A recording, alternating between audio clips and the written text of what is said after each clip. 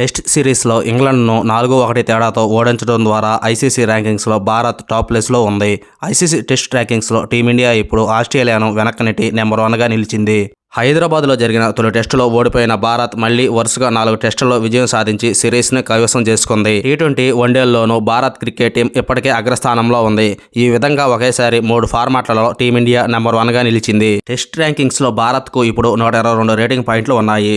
రెండో స్థానంలో ఉన్న ఆస్ట్రేలియా 117 రేటింగ్ పాయింట్లతో ఉండగా ఇంగ్లాండ్ 111 పాయింట్లతో ఉంది. న్యూజిలాండ్, ఆస్ట్రేలియా మధ్య జరుగుతున్న రెండో టెస్ట్ ఫలితం ఏమైనప్పటికీ ఇండియా టీం టెస్ట్ ర్యాంకింగ్స్పై ఎలాంటి ప్రభావం చూపదు.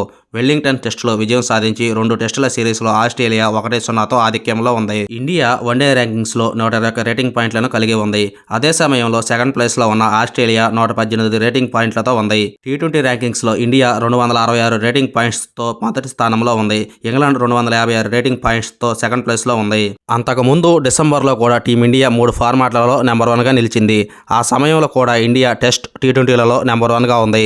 సౌత్ ఆఫ్రికాపై ఓడిఐ సిరీస్ను 2-1తో గెలుచుకున్న తర్వాత ఇండియా ఐసీసీ ఓడిఐ ర్యాంకింగ్స్లో ఫస్ట్ ప్లేస్కి చేరుకుంది. అయితే వన్డే సిరీస్ ముగిసిన వెంటనే సౌత్ ఆఫ్రికాతో జరిగిన టెస్ట్ సిరీస్లో 1-1తో డ్రా కావడంతో భారత్ టెస్టుల్లో నెంబర్ 1 ర్యాంక్ కోల్పోయింది.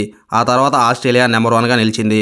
ఇప్పుడు ఇంగ్లాండ్తో జరిగిన 5 టెస్టుల సిరీస్లో విజయం సాధించిన ఇండియా క్రికెట్ టీం మళ్లీ టెస్టుల్లో నెంబర్ 1గా నిలిచింది. దీంతో 3 ఫార్మాట్లలో భారత్ తన ఆధిపత్యాన్ని కొనసాగించింది.